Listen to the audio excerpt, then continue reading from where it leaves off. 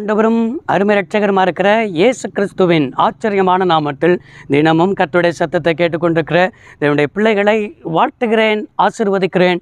நீங்கள் ஆசீர்வதிக்கப்பட்டவர்கள். இந்த நாளிலும் கூட துன்பத்தை கண்ட வருஷங்களுக்கு தக்கதாக மகிழ்ச்சியாக்குகிற தேவன் என்பதாக ஆண்டவர் பேசி கொண்டிருக்கிறார். உங்களுடைய வாழ்க்கையில் என்னென்ன காரியத்திற்காக நீங்கள் துன்பத்தை கண்டிருக்கிறீங்களோ, துயரத்தை கண்டிருக்கிறீங்களோ, உபத்திரவத்தை கண்டிருக்கிறீர்களோ, கர்த்தர் இன்றைக்கு அதுக்கு சரியாக உங்களை நான் மகிழ்ச்சியாக்குகிற தேவன்.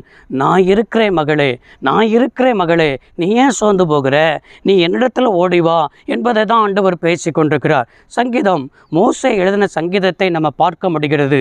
90ஆம் சங்கீதம் 15வது வசனம், தேவரீர் எங்களை சிறுமைப்படுத்தப்பட்ட நாட்களும் துன்பத்தை கண்ட வருஷங்களுக்கும் எங்களை சரியாய் மகிழ்ச்சியாக்கும் என்று மோசே ஜெபிக்கிற ஜெபத்தை பார்க்க முடிகிறது.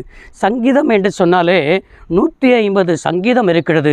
150 சங்கீதத்திலே மிகவும் பழமையான சங்கீதம் இந்த சங்கீதம்தான். ஏன்னா தாவீது வாழ்ந்ததற்கும் மோசே வாழ்ந்த காலத்திற்கும் 500 வருஷத்துக்கு முன்பாக வாழ்ந்தவன் தான் இந்த மோசே. அந்த நாட்களில் எழுதப்பட்ட சங்கீதம்தான், மிகவும் பழமையான சங்கீதம்தான் இந்த 90ஆம் சங்கீதம். இதில் ஆண்டவர் ஏற்கனவே என்ன செய்தார், ஆபிரகாமிட்டே கர்த்தர் என்ன செய்திருந்தார், வாக்கு பண்ணியிருந்தார். ஆதியாகமம் 15ஆம் அதிகாரம் 13வது வசனத்திலே, உன் ஜனங்கள் அறியாத தேசத்திலே 400 வருஷம் அடிமைகளாக என்ன செய்வார்கள், இருப்பார்கள் என்று ஆபிரகாமிட்டே கர்த்தர் சொல்லியிருந்தார். கர்த்தர் சொல்லியிருந்த வார்த்தையின்படி தான், கர்த்தருடைய வார்த்தை நிறைவேறத்தக்கதாக தான் இஸ்ரவேல் ஜனங்கள் எகிப்தில் போய், அறியாத தேசத்தில் போய் உபத்திரவங்களை சந்தித்தார்கள். தங்கள் ஜீவனையே கசப்பாக்கி கொண்டார்கள். அவர்களுக்கு பாடுகள், அவர்களை சுமை சுமக்க வைத்தார்கள். அவர்கள் என்ன செய்தார், நித்தமும் வேதனைகள், நித்தமும் பாடுகள். இன்றைக்கும் இதே போல தான் உங்களுடைய வாழ்க்கையில் கூட, இந்த உலகத்தில் வாழ்ந்து என்ன பிரயோஜனம்? நம்முடைய வாழ்க்கையில் ஒரு மாறாவின் அனுபவத்தை போல காணப்படுகிறது, கசப்பான அனுபவத்தை போல காணப்படுகிறது. நம்ம விரும்பினது நடக்கலையே, நான் நினச்ச காரியம் நடக்கலையே. அநேக நினச்சது நடக்கலைன்னு சொல்லி இருக்கிறதுலையாவது சந்தோஷமாக இருப்போம் என்று சொல்லி ஏதோ வாழ்க்கை வாழ்ந்தால் போதும், அவ்வளவுதானே, இந்த பிள்ளைகளுக்காகவது நம்ம வாழணுமே என்று சொல்லி அவருடைய சந்தோஷத்தெல்லாம், அவருடைய மகிழ்ச்சியெல்லாம் தங்கள் இருதயத்துக்குள்ளே துளைத்து போட்டு, தங்களுக்குள்ளே வேதனைப்பட்டு, தங்களுக்குள்ளே கண்ணீர் வடித்து, பிள்ளைகளுக்காக வாழ்வோம் என்று சொல்லி அந்த ஒரு சந்தோஷத்துக்காகவாவது இருப்போம் என்று சொல்லி நீங்கள் இருந்து கொண்டிருக்கிறீர்களோ?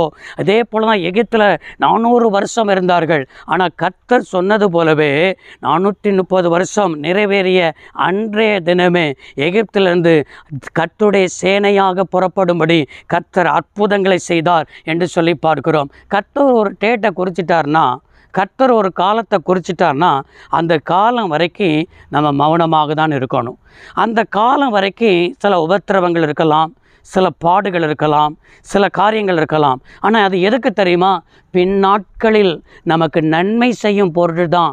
சில தேள்கள், சில வனாந்தரங்கள், சில பாடுகள் எல்லாவற்றையும் கர்த்தர் அனுமதிப்பார். அந்த அனுமதித்து அந்த வனாந்தரத்தின் வழியாக ஆண்டவர் நடத்தும் போது நம்முடைய இருதயம் எப்படி இருக்குது? கர்த்தரை முறுமுறுக்கிறோமா? கர்த்தரை கேள்வி கேட்கிறோமா? ஆண்டவர் எனக்கு என்ன செய்தார் என்று சொல்லி நாம் என்ன செய்கிறோம்? பல விதத்தில் வார்த்தையை அவிசுவாசமாய் பேசுகிறோமா? எல்லாத்தையும் ஆண்டவர் பார்த்து கொண்டிருப்பார். நம்முடைய வாழ்க்கையில் இந்த வனாந்தரத்தை போல இந்த அனுபவத்தின் மத்தியிலும் கூட பொறுமையாய் வசனத்தை பிடித்து கொண்டு நீங்கள் ஜெபம் பண்ணுங்க. மோசேயை போல, ஆண்டவரே, நாங்கள் சிறுமைப்படுத்தப்பட்ட நாட்களும் துன்பத்தை கண்ட வருஷங்களுக்கும் எங்களை சரியாய் மகிழ்ச்சியாக்கும் என்று சொல்லி நீங்கள் ஜெபம் பண்ணி பாருங்கள். எப்படி ஆண்டவர் தம்முடைய பிள்ளைகளை எகிப்தில் கஷ்டப்பட்டார்கள், வனாந்தரத்தில் கஷ்டப்பட்டார்கள், பாலும் தேனும் ஓடுகிற தேசத்தில் கொண்டு போய் தம்முடைய பிள்ளைகளை மகிழ்ந்திருக்கும்படி கர்த்தர் அற்புதம் செய்தார். இன்றைக்கு நீங்கள் ஜெபம் பண்ணி பாருங்கள், உங்களுடைய துன்பம் உங்களுக்கு மகிழ்ச்சியாய் மாறும். உங்கள் சிறுமைப்படுத்தப்பட்ட நாட்கள் மாறும், எல்லாம் மாறும். எப்படி மாறும்? ஜெபத்தில் தான் மாறும். இன்றைக்கு வசனத்தை சொல்லி நீங்கள் ஜெபம் பண்ணுங்க. சங்கீதம் 90ஆம் சங்கீதம் 15வது வசனத்தை அப்படியே பிடித்து ஜெபம் பண்ணுங்க. கர்த்தர் மாற்றத்தை தருவேன் என்பதாக வாக்கு பண்ணுகிறார். ஜெபிப்போமா? சர்வ வல்லமையுள்ள தெய்வமே, அன்பு தகப்பன், இந்த வார்த்தையின்படியே பிள்ளைகள் வாழ்ந்து சுகித்து நன்மை அனுபவிக்கட்டும். இயேசு இரட்சக நாமத்தில் வேண்டி கேட்கிறோம் நல்ல பிதாவே, ஆமேன். கர்த்தர் உங்களை ஆசீர்வதிப்பாராக. God bless you all.